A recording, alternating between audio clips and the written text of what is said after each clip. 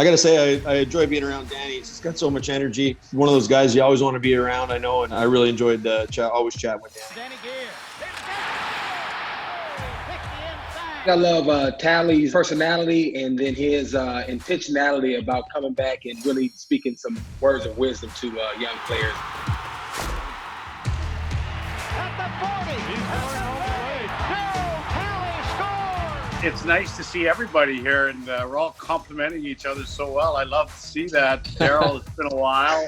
Lorenzo, I've never met you, but Lorenzo's, I've never met you, but I always enjoyed your play. I hope you come back another year and don't retire. Throw right side, nobody there, and he goes down.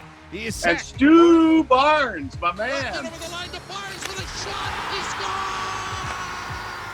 scores! Stu Barnes! The way he played the game, always a consummate professional and gave everything he had. And I know you're continuing that path in hockey now. People from Buffalo, guys that play there, usually wind up finding each other and usually having a good time once they meet each other. Not only did we play hard, we worked hard at the game too. So it was fun to get together and spend some time with all of them. That is it. That's true. We're all from different parts of the country. And then you find a guy that's got a personality similar to yours that wants to be out there having fun, enjoying the people and having a good time. And that's basically what we had there as far as the Sabres and the Bills.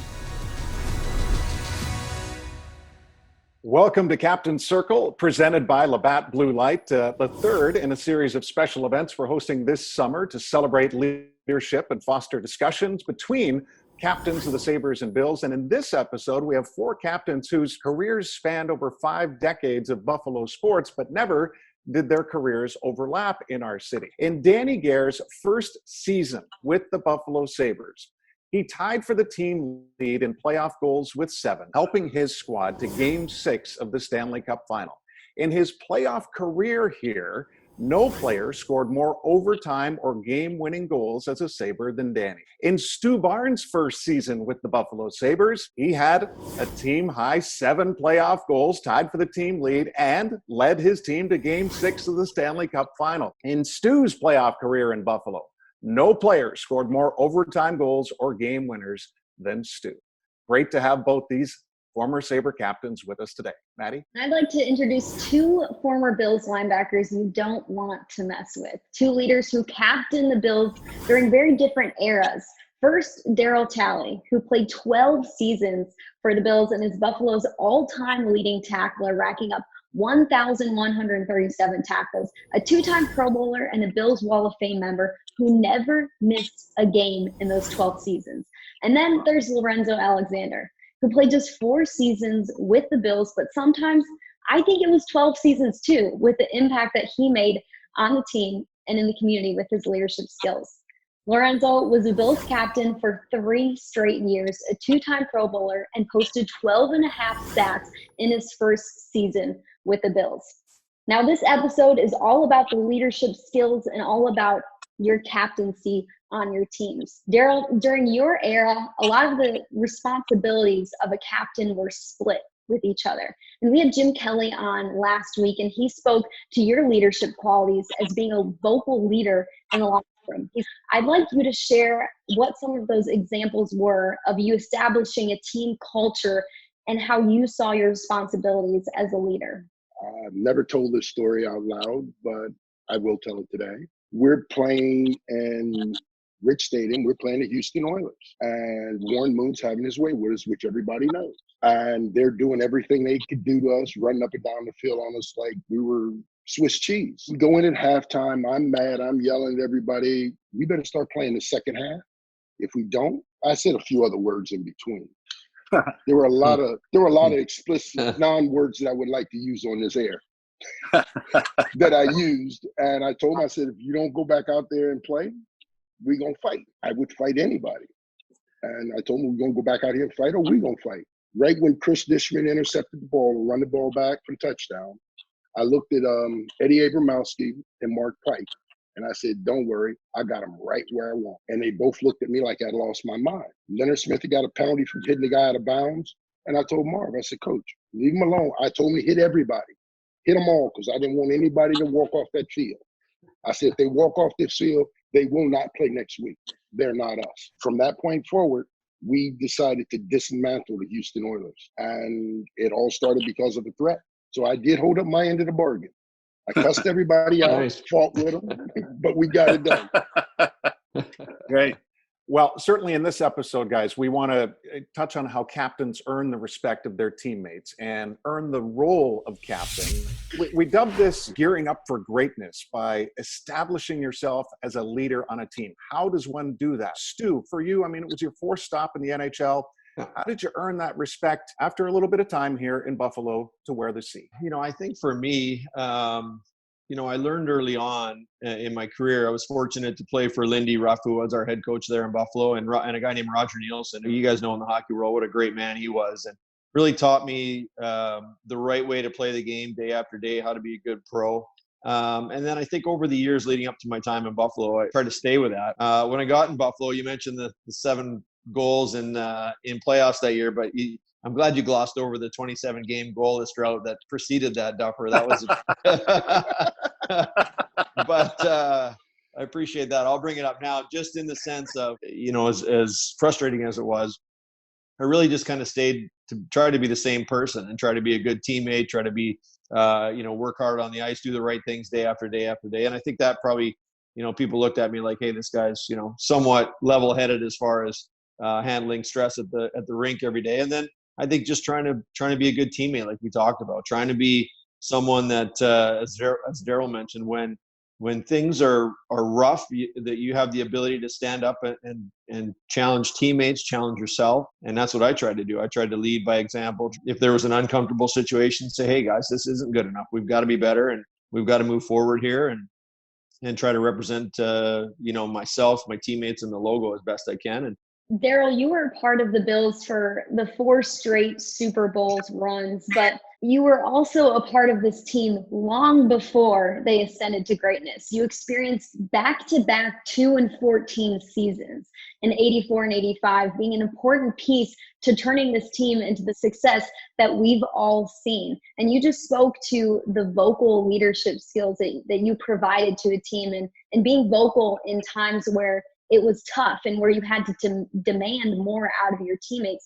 Do you have a moment where you realized just how much of a captain you were to the team? Basically, and that all comes from having good leaders before I got there, because I had Phil Villapiano, Sherman White, and the late Ben Williams as leaders that showed me and taught me the ropes and what I needed to do to become a better pro. That's the hard part for a lot of people. A lot of people don't understand what it is to be a pro. To be a pro means to do your job, to help someone, and to always be looking for that next person that's going to need something. If you don't look at it that way, then you're really not a team player, and you're really not going to go that far, because everybody always told me, a chain's only as strong as its weakest link. And like I told our guys, I said, if I'm the weakest link on this chain, it'll never break. What was it like to have conversations with teammates during the tough times just as much as the good times? I can tell you one particular story.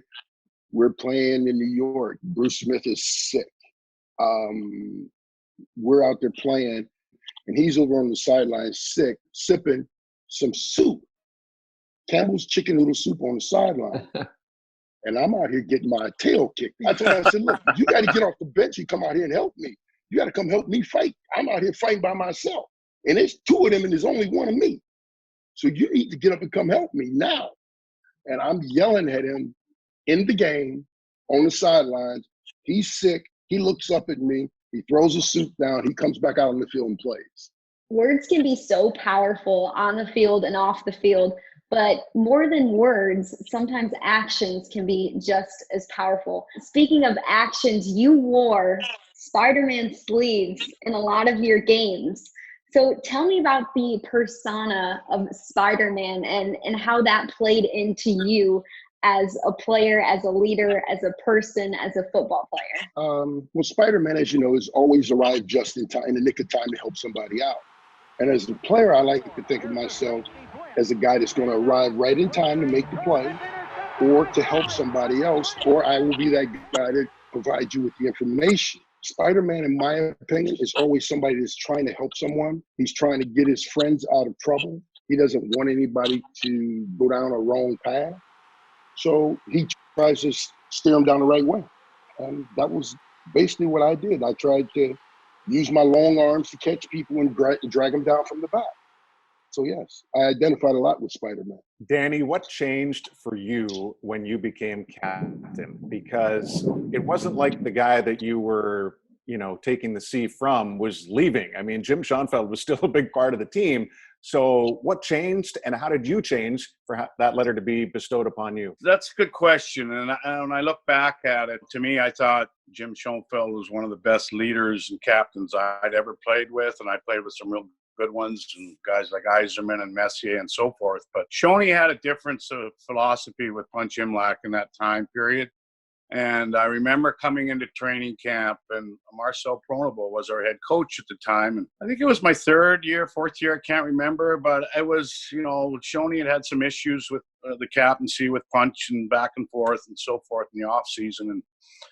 And what happened was Marcel called us, myself, Gilbert, and Shoney into his room, this little room in the old auditorium. He sits us down and says, "Look at guys," he said, I've decided that I'd like you all to be co-captain. Sitting there, I didn't say anything because I felt, amongst those two players, I'm going to keep my mouth shut and listen to what, they were going to say. And Shoney said, "No, I'm not, that's not going to work for me," or something of that sort. And then Gilbert sat there in his way, just contemplated a little bit and sat, and he turns and he points to me. "Danny should be captain." And it was like shocking, but honoring. It was something that I just didn't know what to say. And Shoney goes, "Yeah, I agree. Danny should be the captain." I'd be honored again. Is what I'd love to be a captain here for this team because we had a great team at the time, a good mix of veterans and youth and so forth. So I said, "But before I go into that room, I want both of you to introduce me to the team as a captain." And they did that, and everything just went smoothly after that. They were guys that understood what the situation was. Punch ended up leaving later and so forth and so on. But no, there was always a great respect and great relationship for both those guys from me anyways. And I think it was vice versa. Lorenzo, you reinvented yourself throughout your NFL career, from offensive line to tight end to fullback to defensive line to special teams to dropping 71 pounds to become a linebacker. I mean, you did not give up in your 15 seasons in the NFL. It would be easy for someone to say, "I'm done with this," after switching 5 different positions, but you decided to stay in it. And by the time you got to Buffalo, it was your 6th team, and it was your most productive stop in the NFL. So how did you establish yourself as a leader and help see the Bills out of a playoff drought, through rebuild, and then back into the playoffs?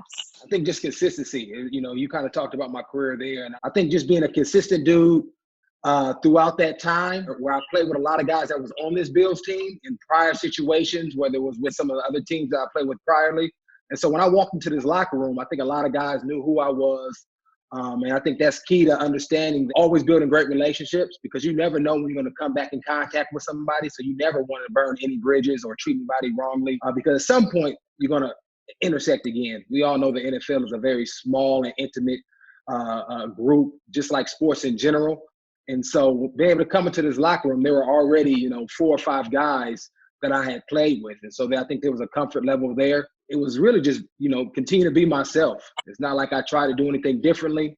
I wanted to show up, just be productive and be able to help guys. And I was later in my career, so I already understood I didn't have to prove myself. I knew I could play in the league. And so it was about just working with these guys. And then through the off-season training, through training camp, those bonds are formed. And I think people just naturally gravitate towards certain guys. And fortunately, for me, I'm one of those guys. And so it was not me doing anything special or out of the ordinary. I think it's like, what Darryl said, just showing up, doing your job, trying to help other people. And I think people recognize when you see men like that and they want to gravitate towards you. And then I benefited, I think, from, Rex Ryan was a head coach at the time, and be able to move around in his defense and have an opportunity to start for my first time and not being solely put in the box of a special teams guy. I was able to come out and really just show my worth and my value, which I think a lot of guys have. They just rarely get that opportunity. So just taking advantage of the moment, and I think also not thinking more of myself at that time too. I think humility played a huge part in that, because I didn't say, well, I'm too good for special teams now. I'm getting all these sacks, so I can't play special teams. I still show by example. Even though I was a starting linebacker, I told, hey, put me out there because I can do this as well, and help the team in that regard as well. And I think, as Darryl said, people recognize that about individuals, and so I tried to be that every single day for my teammates, and just show them the right way about how to approach not only ball, but in life as well, being a servant leader. How much does leadership and just being a captain tie into receiving just one opportunity and having one person believe in you? So you have that avenue to be able to showcase your skill set, to be able to showcase these qualities, to then become a leader. You talk about being a professional, being accountable, being prepared, all those things, whether or not you have to see on your chest or not, those are things that you're trying to display every single day when you show up in that locker room, because nobody comes in there, as a captain or as a leader, but you're trying to develop that in yourself. And so as you're developing these characteristics, and I had some great examples, I played with London Fletcher, I played with Larry Fitzgerald, I played with guys like James Thrash, just a lot of great examples of what leadership looked like. And so I really pretty much just adopted those principles in my life. And so when I did get my opportunity, and I used to have another coach in Buffalo, Danny Smith, said everybody's going to get exposure, but it's either going to be good exposure or bad exposure. And so he said that all the time. So I made sure that when I had my opportunity, I was prepared, and then I knew what I was going to do. And so I had the confidence to go out there and do it. And I was ready to take the opportunity. And when I got it, I was able to shine. Well, Darryl set the bar pretty high with his story about how the team, in part to his doing, came back against Houston. I want to know, as a captain, guys, were there games for you that were not going the right way? And as a leader, you distinctly helped turn things around. Yeah, I can remember a time. This was around, I can't remember the year, but I remember Philadelphia had put together the dream team, right? They had Vic, they had Nnamdi Asomugha, they had brought all these pieces in, and we actually went down to Philly, and they got to a great start and was kind of whooping us a little bit. The score wasn't huge in the way, but you could just feel the physicality of the game and how they were kind of dominating the line of scrimmage. And at this time, I still was a special teams player. And still at this time, I wasn't a big talker quite yet. I hadn't grown into that confidence level, because, as you know, if you say something, you got to go out there and back it up. And I was more of staying in my box of, I'm just going to do my role and help the team in any type of way I can. And so there was a special teams play, kickoff. I don't even remember the dude's name. Before all the rules changed, you would kind of loop behind the kicker before things started. And we kicked it off. He's running down, I'm running down, I'm unblocked. We messed the scheme Danny Smith put in, they messed it up, and I smacked this dude. Bam! And you could hear the whole stadium, and we was in Philly. Everybody goes, ooh. So the whole sideline got juiced, got excited, and from that hit, the momentum of the game shifted, and we actually figured out how to weigh a win. And so I didn't necessarily say something, but just going out there with the intentionality of trying to make a statement and show guys, hey, we can play with these cats. Don't worry about it. I got you. We're just as physical. We're just as talented as them. Danny, Stu? I think the one that I recall, Duffer, is was against the Islanders in the playoffs. The game I recall was a game where it was very close here at the Auditorium game. I believe it was game 5 or 6. Gary Hart cross-checked me and put me down, and I ended up going off the ice with about 2 minutes to go. We were down a goal against the Islanders, and coming out. And I remember in the dressing room, Craig Ramsey and my good line mates and Don Luce, and I was pissed. I was just so mad. I wanted to do something to get a reaction, to get us going. And Rammer, I said, I'm going to go after somebody. And he says, you got to be smart. Just be smart. Just be smart. So, and we didn't want to take a stupid penalty, but I remember coming out and the puck went down in their corner, and Clark Gillies and Clark was a big enforcer at the time, and back then a lot of fighting went on in the game, and I tangled with a lot of people, but this guy I never tangled with. He was 6'3", 225. Mm-hmm. Jetro was his nickname, obviously, and I played against him in junior in Regina, and we never fought, but I always respected him. And anyways, we went at it, and it went forever and ever, it seemed. And it was probably one of the better fights that I'd had. And he said the same thing later when I talked to him. But after it was over, he looked at me, and all he did was he winked at me. And we both went to the penalty box. That was it. We ended up tying the game and getting back into overtime. And I believe we lost the game to a squibbly shot by Bert Marshall. But, yeah, that was probably the moment that I remember. Like Lorenzo said, you have to be prepared to do whatever you have to do, whatever it takes in order to turn the momentum around. And I tried to do that. Unfortunately, it didn't work out in the end. But yeah, that's, those are just great stories, guys. And I mean, it's amazing how you relate to just those stories. I can't think of one particular event, but those stories just ring so true. You try to do your best, and especially, when times are in tougher times, when you're down in a series or in a game, or you need to make a big impact play, as Lorenzo mentioned. But certainly, I know over the course of my career, I used to get a little frustrated when things didn't go well, and there's a couple sticks broken over top of the boards and things like that over the years, or over a post if one went in. But you know what? You try to gather yourself and continue to move forward and set a good example as far as determination and things like that. You have an injury, you play through an injury, things like that really show that you care more about the team than you do about your own personal success. And those stories you guys have passed along are exactly that. Well, a captain is someone who has proven that he can tackle challenges head on and often overcome the odds that might be stacked against them. And because of that, Maddie, I think it's very fitting that we should, raise a blue light here in honor, so we can cheers our captains and do this correctly. And the stories keep flowing. And Maddie, we're eager to learn more about the challenges these guys have overcome. What's a difficulty or a challenge that you've been presented at any point in your career, before professional, when you're playing in the professional leagues, and how did you overcome it? Lorenzo, let's start with you. I guess right now, my son is in here, so you can see him. He's, cool. This is one of my current. All right. Of course, they want to come when you know that you're videotaping. They want to come and talk to you and hang out right now. But I think life is obviously sprinkled with adversity, and being able to overcome that and learn from those times really allows you to obviously grow as a person, but then to use that wisdom that you learn to give back. My father wasn't in my life growing up, but I had my uncle that stepped in, and he really helped me understand what a man should look like, what a father should look like, how to be successful in life. And so that was a huge part of my life growing up. And I think because I had him, it allowed me to understand how to overcome adversity. And so I didn't get drafted. I think that was a huge part. But once I got in the league, once you kind of get solidified and you're playing your dream, I think one of the biggest things that hit me that I had to overcome was my Liz Frank injury. I had just become a free agent, signed a pretty solid free agent deal in Arizona. I was kind of making that transition from a special teams player to a linebacker, but I tore my Liz Frank, and that was the first time I suffered a significant injury where I actually missed games. I think I was like maybe 9 or 10 years into my career. And, it's all about, for me, how was I going to handle that moment? Oftentimes you see guys kind of become ghosts in a sense where you don't see them around. Like, where do they go?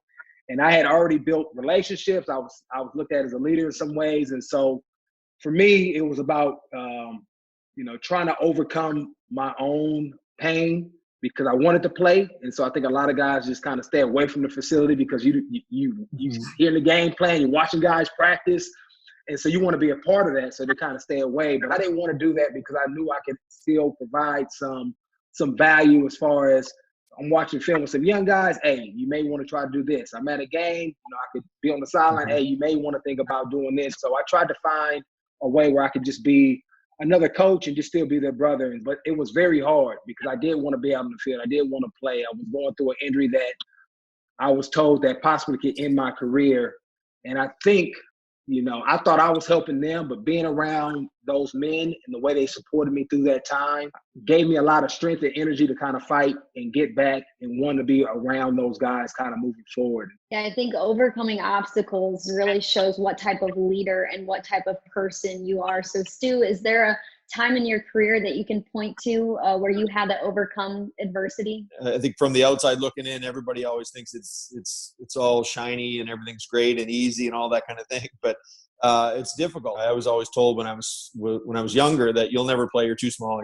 You're not big enough to play in the pro levels. And so for me, it was almost a badge of honor that it was kind of like, hey, I'm going to show people that despite the fact that I'm not a big guy, I'm going to be able to handle myself in these situations. And that's what I try to do for most of my career. So, I think every player that reaches that level, I think has challenges, certainly throughout the course of their career and then leading up to it as well. And I think you just try to continue to stay focused and when things go the wrong way, you've got to, rise up and keep working and keep going and hopefully, that gets you to the end goal that you're looking for. And those are times that you learn to be a leader and you learn to be a team player and you learn to handle yourself the right way and do the right things to try to set examples. You're helping yourself in the short term, but in the meantime, you're setting examples for other players within the team or in the organization. This is how to handle yourself and how to move forward. When I hear Stu talking about being a little guy, I get that because I was small in stature. It was my late father that really helped me mentor me in order to overcome those difficulties. So I really had good direction from him. He told me, this is what I had to do, work on my upper body strength. I had to shoot, numerous pucks every day in order to have a good asset or a good shot because I was a winger. And then I learned how to box because back then there was a lot of fighting, but I really think that helped me to be, a little tougher in that regard mentally. And I think the hardest time for me, if there's one moment, was when I was traded to Detroit. Big challenge, and my wife was pregnant at the time. It was just a tough. My dad was just diagnosed with Lou Gehrig's disease, so things were very, very difficult. And Detroit was not a good team. They were called the Dead Wings instead of the Red Wings. So I went there with Jim Schoenfeld, Bob Sobey, and Derek Smith, and Mike Foligno came here with Brent Peterson and Dale McCourt. It was a massive trade. They were going in different directions, both teams. When I got there, it was very difficult for a year or so. We didn't make the playoffs, but I became Mike Ilitch, bought the team. The next year, he made me his first captain, which was a great honor. And we made the playoffs 3 of the 4 years that I was there. And the city was great, too. So, yeah, I enjoyed my time, but it was tough at the early part of it. Darryl, do you have a moment in your career where you faced adversity and had to overcome it? Quite honestly, yes. I had it when I was in college, right after my freshman year in college. I had a pinched nerve in my neck and shoulder, and I lost all of the muscle on my left side, my arm, my back, everything. I couldn't even pick up a broomstick. Coaches had told me that I wouldn't play football ever again. And my dad said, wait a minute, these guys in West Virginia don't know what they're talking about. He says, tell the doctors, send me your records. We're going to go to Cleveland Clinic. We'll figure it out. Before they would do that, they wanted me to go to one more doctor. So I went to another doctor. His name was A. James Manchin, and he was an occupational therapist. He broke up some calcium deposits in my neck on the left side, which allowed me to actually use my arms and regain my strength. So I went on to play in college, make the Kodak All-American team and everything, and get drafted and play 14 years in the National Football League. But I was not going to be able to play after my freshman year at school. So that was a huge battle for me to come over. Well, this is a unexpected segue, but Danny, you did it for us because of that gripping story about what was going on in your life when you were traded. And I really wanted to hear from all of you, what is it like when you are no longer the captain? Danny gets traded as a captain. Stu got traded as a captain. Lorenzo, you retired as a captain after working so hard to get to that level. And Darryl, I mean, you were with the Bills for so long, but your career didn't end in Buffalo. So, beyond Danny's story, guys, what changes? What's life like when you're not the captain anymore? I'll tell you what it was like for me. I mean, when the cheering stops, it sort of all goes away and it's just quiet. And then reality starts to sink in on some folks. And you got to go get a job or go find something else to do. Some people lose their identity as to who they are.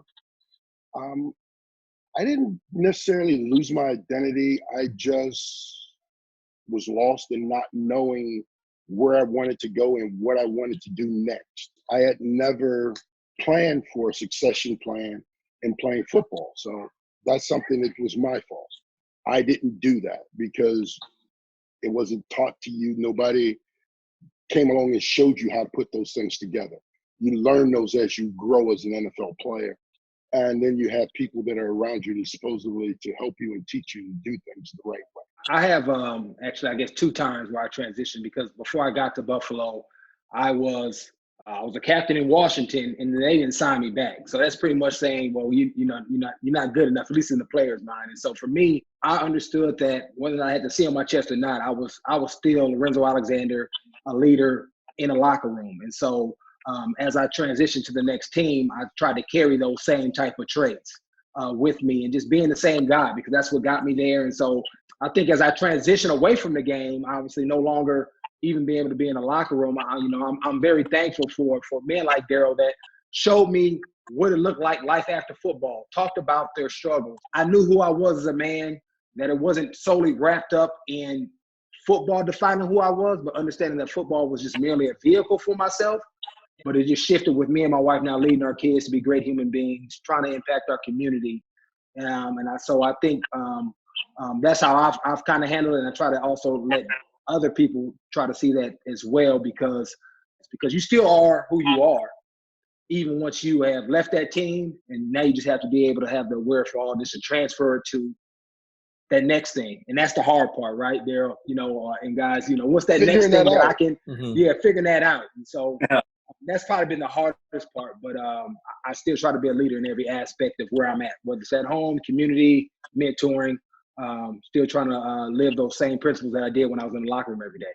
As I think, all of us are proud men, and we want to do our best for ourselves and for our organizations. And then I think the day comes that you move on and there's a change made. But, again, it's part of it, continuing to just move forward and try to have those same values that you had that earned you that captaincy, I think is a big part of it. And understanding that regardless of what's, on your chest as far as the letter, you've got to continue to be that same person, that same player, and try to lead by example. Yeah, and just to follow up on that, Stu, I think that's key, because we often as captains, we talk about, hey, you need to just do your job, your role, right? Do your job. Yeah. And then that C gets taken away from you, or something gets traded, and now you're faced with the same advice you've been giving somebody. Exactly. So I think that's even a bigger moment when that C is taken away or you get traded, to really reinforce who you said you were and what you're trying to call other people to be. And they say, oh, man, Stu just did that. They traded him and he's still the same dude. He was talking. It validates who you were and what you were saying. That is true. I have to agree with you, Lorenzo. Exactly. Yeah, Lorenzo, you are absolutely correct. Well said, Lorenzo. Yeah, absolutely. Well said.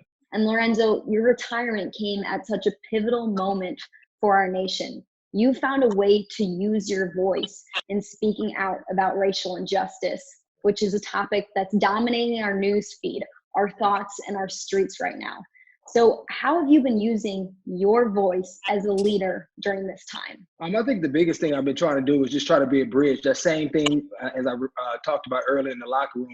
You have so many different people in the locker room that come from different places, different thought processes, different beliefs, and trying to just bring people together and move forward and find solutions. And so it's really been cool to still be part of the social justice social change committee that we have with the Bills, and working with Kim and having town hall talks and discussions, and partnering with Players Coalition, doing continuing my work with the ACES Foundation in Buffalo as well as Oakland. And so just trying to be a part of it instead of just getting on social media and saying, woe is me and this is how bad it is, but trying to bring solutions and change. And I think collaboration as we move forward, just trying to encourage and inspire people and not necessarily point the finger, but just educate and move forward with that new wisdom and understanding and relationship collectively as a country. For the rest of you, if you guys were captains now going through this world that Maddie's talked about, racial injustice being high on the priority scale and COVID being a global pandemic, how do you think it might change your kind of day-to-day role as a captain, Danny? Well, that's a good question, Duffer. I think, Lorenzo, it's great to see what he's doing and trying to change the world and make it a little better for everyone, racially and just wise. The pandemic to me, I think, is something that, you know, is new to everybody as far as how we can help with the situations. Locally here, I've worked with a group called Connect Life, and what they do is they are big on blood donations, okay? And I think with the situation with all our first responders and the hospitals, blood is very important to keep people alive. And I know that there's a number of different events that we still try to do and to try to not only raise awareness, but to get more blood donors in the area, because most of it stays in this area to most hospitals. So I guess you try to do what you can do. It's a difficult time, and you hope that everything works out okay down the road. I don't think it would have changed me any, because I'm that type of person that I believe we're all put here to do one job, and that's to live life to the fullest. And I think that if I would have had to deal with this situation, how would I have dealt with it? I tell them, look, we all have to get along no matter what. And if you don't like that, because I grew up during most of it, I had to actually face a lot of the things that people are talking about. When you're doing that and you're that kid that looks different from everybody else, trying to find acceptance is hard. Yeah. Because look at me, for example. Imagine me, a little kid, black, hair parted, combed over to the side, go to a 98% all black high school. So I had to fight all the way from 5th grade to 10th grade. So I fought every day. So I understand that. And I guess I became a little callous, because I started looking at people, and people would say I'd look at you like I'm crazy and I'm ready to just destroy you. Well, yeah, because those are some of the anger issues that I would have built up inside of me from having to deal with all of these things and not having anywhere to express yourself except for to your parent. It could be a bit trying for a young guy, especially a guy 17 years old. Darryl, thank you for sharing that story. I know our community is so thankful to have legends and leaders like you and Lorenzo who are using your voice for change, whether that's to educate or to inspire or to just share tough stories like that. All right, let's get ready for the Labatt Blue Lightning round. And these answers are quick. They are spontaneous. They need no explanation. Short answers are appreciated. Maddie, why don't we dive into our favorite question first for all the guys? What's the tougher sport, more difficult sport to play, hockey or football? Go ahead, Stu. All right, yeah, I'll take that. I'll give it up. I know what it is. I'm gonna give it to football. I mean, not football. I'm sorry, hockey. I can't skate. I can't skate. You can't skate, Lorenzo? No, I can't skate. I got my son. My sons love it. They get around, but watching them dudes, and when you get down on the ice and how fast and moving on ice and hit caps and staying up, man, that's impressive to me. All right, I'll return the favor, Lorenzo. I'm going to say football. I just, it's amazing. Same thing. When you get down near that field, you see how fast the players are and big and strong they are. It's amazing. And yeah, tons of respect for guys that are able to play football, no question. I'm with Lorenzo. I say hockey because I can skate, Lorenzo. I can skate and I can skate forward, but I can't skate backwards. I couldn't believe how big you guys were. I mean, it was like, I was like a little pipsqueak compared to, I'm looking up like this. I'm going, whoa, if these guys could skate, we could have great hockey teams. I said, but that's the only problem. We couldn't do it. Yeah, so I'm going to get you guys some synthetic ice that I have to help your sons so that they can play hockey called can ice, all right? They would love it. All right, sounds good. I like it. All right, so during this pandemic, we have all heard the term playoff bubble more than a couple times now, whether that's the NBA or the NHL. So which teammate would you hang out with most if you were in a playoff bubble? I would rock with Kyle Williams. There I don't you know go. if that's still Kyle. We both retired, so I'm rocking with Kyle. Yeah, I mean, it's a group, but if you got to pick one. It's 15 of us, man. I'm going to say, Duffer, you guys will appreciate this. I'm going to say Marty Baron because you don't even have to say a word the whole time you're in the bubble. He'll just talk the entire time and entertain everybody. So that will wear me out. I want somebody quiet. That will wear me out. Yeah, exactly. Well, I'll have to say I would love to hang out with my old lineys, Don Luce and Craig Ramsey. I mean, we were a checking line, but we were a tight group, and they were my big brothers when I played. Their wives were my big sisters. So yeah, those two guys especially. Darryl, could you make your list any smaller now? Thinking about maybe 3 months with these people or with this person, whether it's someone who talks too much or doesn't talk enough. Still 15. Still 15, because trust me, Darryl, it's a tiny room. You can't bring 15. Hey, you have to have 6 foot distancing, you know? With the 15 of us, it wouldn't matter. And the thing of it is, we'd be yelling at each other so much that you would think we were all in there fighting instead of talking to each other. Those were the bickering Bills, right? Back then, Darryl? That is exactly it. And that's why we were that way. That's funny. Okay, well, we'll continue in the bubble, but what unique item would you bring with you into that playoff bubble? I got to have my coffee machine. I don't know if it's unique, but I like my own coffee in a certain type of way. So I'm rocking with my coffee machine. I'll agree with that one. Yeah, I think that would be the coffee machine too. That was my first thought, and I thought, but I agree. That's a good one. Yeah. I'm a tea guy. I like to drink tea before I play. Yeah, there you go. I think I'd bring my foot massager, the one I stick my feet in. There you go. Would you rather have a better offense or a better defense? I say offense sells tickets, but defense wins championships. There you go. Yeah. 100%. I agree. If you want to win, play defense. If you want to have a whole bunch of fun, just go play offense. So yeah, we did both. Yeah, right. Yeah, you did. You did. Who's the greatest player to play your position? Lawrence Taylor. I'm gonna rock with Steve Tasker. I'm gonna stay with my special teams route. So Steve Tasker. Wayne Gretzky for me was a centerman. Absolutely, I grew up watching him, and for me, he'll be the best ever. I've got a couple. I've got Mike Bossy and Guy Lafleur, right wing. Oh yeah. All right. After retirement, everybody loves to adopt the game of golf as their new sport to play. So, yes, we do. What was your last golf score? I hope it was a good one. Too many. Go ahead, Darryl. Come on, Darryl. You're down south. 81. 81. Oh, 81. Okay. That's impressive. Because I was 95 or 96, I believe, last time I played. Not proud of it. I haven't got out there yet, so I'll be out there this weekend. So I'll be able to update you soon. I was fortunate to play a course that I really enjoy here in Buffalo, where the Sabres have had their tournament for a while with the players at Wanaka, and I shot 77 the other day, so I was very happy. Yeah. Wow. Yeah. Made some good putts, guys. Made some easy putts, you know. If you could have played any other sport, what would it be? Golf. Golf. It would be golf.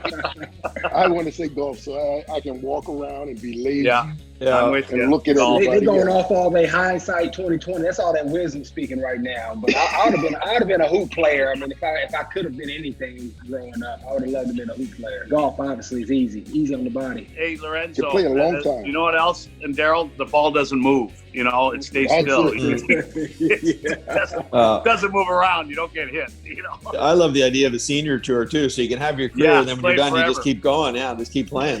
That's genius. All right, you guys can take out your phone for this answer if you need to. Who's the last teammate that you texted? Micah Hyde last night. For me, it was Ole Kolzig. Derek Smith. Marcus Patton. How do you order your wings? I like my saucy. You know, I like mine crispy as sauce on the side with blue cheese. Blue cheese, got to go with it. Gotta have it. I'm a Canuck, so I go mild but crispy.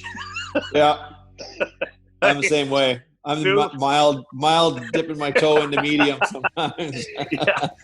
Yeah. No, hot. Gentlemen, that wraps up the Labatt Blue Lightning round. It also brings us to the end of Captain's Circle for now. We are hoping that we can do a little more down the road, but we want to thank all of you guys for joining us today, all our guests along the way, our terrific production crew behind the scenes, and we will now gear up for the the return of football and hockey in Buffalo. Cheers, guys.